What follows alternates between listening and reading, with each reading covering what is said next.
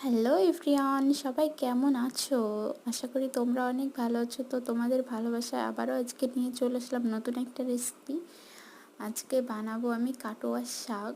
তো দেখো ভিডিওটা কিভাবে বানাই। তো দেখো, প্রথমে আমি ডাঁটাগুলোকে পিস পিস করে কেটে নিয়েছি।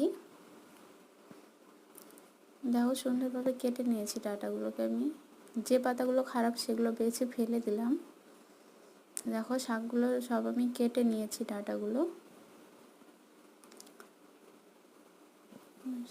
এবার শাকগুলোতে আমি জল দিয়ে ধুয়ে নেব ভালো করে, যাতে নোংরা না থাকে কোনো। তো দেখো আমি জল দিয়ে ধুয়ে নিলাম। এদিকে কড়াইতে তেল বসিয়ে দিয়েছি।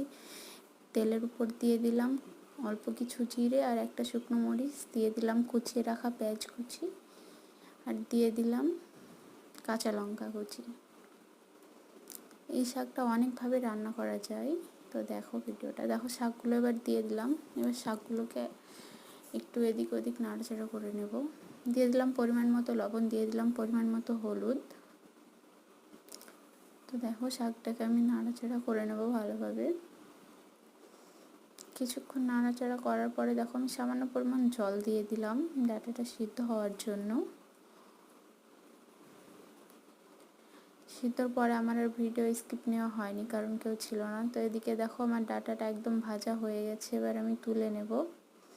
আর এই দুদিন আমি তোমাদের মাঝে ভিডিও শেয়ার করতে পারিনি, কারণ আমি খুব অসুস্থ ছিলাম। যে তোমরা দোয়া করো যাতে আমি খুব তাড়াতাড়ি সুস্থ হয়ে যাই আর তোমাদের মাঝে নতুন নতুন রান্নার ভিডিও দিতে পারি। দেখো ডাঁটা রান্নাটা আমার একদম কমপ্লিট হয়ে গেছে। খেতেও জাস্ট অসাধারণ হয়েছিল। তো আমার এই রান্নার ভিডিওটা তোমাদের কেমন লাগলো কমেন্ট বক্সে অবশ্যই